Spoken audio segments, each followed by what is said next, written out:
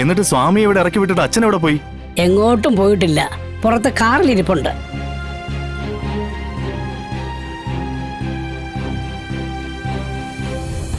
പറയരുതെന്ന് പ്രത്യേകം പറഞ്ഞിട്ടുണ്ട്, പക്ഷെ നിങ്ങൾ എന്നെ കൊണ്ട് പറയിപ്പിച്ചല്ലോ. മക്കളെ കണ്ണെടുത്താ കണ്ടുകൂടാ. മക്കൾക്ക് എന്തെങ്കിലും വന്നാ ഇതുപോലെ പാത്തും പതുങ്ങി വന്ന് നിൽക്കുകയും ചെയ്യും. ഇതാരെ കാണിക്കാനാ സ്വാമി ഈ വാശിയും മർക്കടമുഷ്ടിയൊക്കെ? ഞങ്ങളെ രണ്ടുപേരെയോ? ഒരാപത്ത് വന്നാ കൂടെ നിൽക്കാനും ഒരു കൈസഹായത്തിനും ഈ മക്കൾ തന്നെ വേണം. ആ, കാശ് കൊടുത്താ ചിലപ്പോ ആളെ കിട്ടുമായിരിക്കും, പക്ഷെ ആത്മാർത്ഥമായിട്ട് കൂടെ നിൽക്കാൻ സ്വന്തം മക്കളല്ലാതെ വേറെ ആരും ഉണ്ടാവില്ല. പറഞ്ഞു കൊടുത്താ മനസ്സിലാക്കണ്ടേ? താൻ പിടിക്കുന്ന മുയലിന് 3 കൊമ്പാണെന്ന് പറയുന്നവരോടൊക്കെ എന്ത് പറയാനാ? ആ, അതൊക്കെ പോട്ടെ. എങ്ങനെയുണ്ട് ഇപ്പോഴത്തെ അവസ്ഥ? ശ്രദ്ധിച്ചില്ലെങ്കിൽ ഇനിയും അവസ്ഥ ഉണ്ടാവുന്ന പറഞ്ഞത്. ശ്രദ്ധിക്കണം. അവനവന്റെ കാര്യങ്ങൾ അവനവനല്ലാതെ പിന്നെ ആര് ശ്രദ്ധിക്കാനാ? പെണ്ണും പടക്കൊഴി ഉണ്ടായിരുന്നെങ്കിൽ അവര് ശ്രദ്ധിക്കുമെന്ന് പറയാമായിരുന്നു. ഇതങ്ങനെയൊന്നും ഇല്ലല്ലോ. എന്നാ പിന്നെ ഞാൻ ഇറങ്ങുന്നു. അല്ല, അച്ഛനെ എനിക്കൊന്ന് അയ്യോ കാണാം. വേണ്ട, കുഞ്ഞിറങ്ങണ്ട. അപ്പൊ പിന്നെ ഞാൻ പറഞ്ഞെന്ന് വിചാരിക്കില്ലേ? കുറച്ച് തെറ്റിദ്ധാരണ അച്ഛനുണ്ട് സ്വാമി. അത് മാറുന്നെങ്കിൽ അങ്ങ് മാറട്ടെ.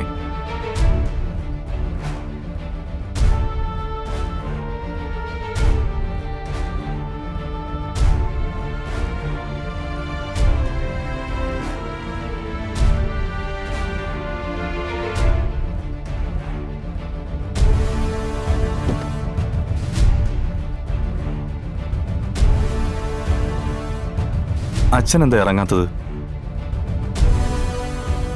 രോഗവിവരം തിരക്കാൻ വന്നയാൾ രോഗിയെ കാണാതെ പോകുന്നത് ശരിയല്ലല്ലോ. ആര് പറഞ്ഞു ഞാൻ രോഗവിവരം തിരക്കാൻ വന്നതെന്ന്? എനിക്ക് ഇതുവഴി പോകേണ്ട ഒരു ആവശ്യം ഉണ്ടായിരുന്നു.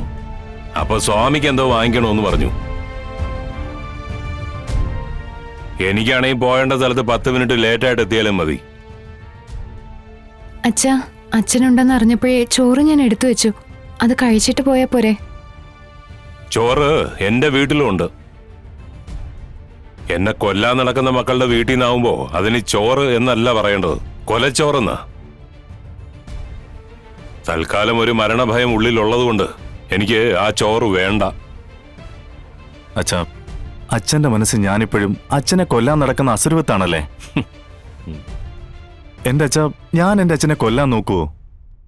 ഇതാ SI സോമശേഖരൻ കളിച്ച കളിയാ.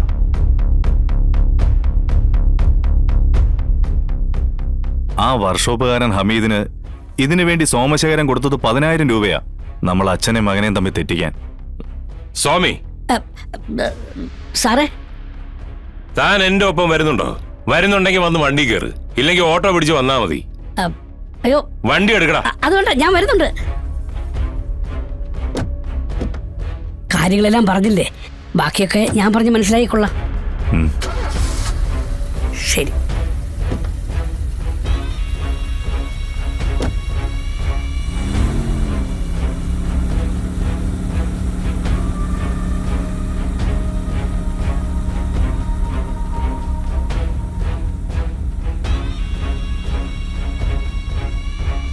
ഏട്ടാ, ഇത്രേ ഉള്ളൂ അച്ഛൻ. ഉള്ള നിറയെ സ്നേഹം പുറത്ത് കാണിക്കില്ല എന്ന് മാത്രം.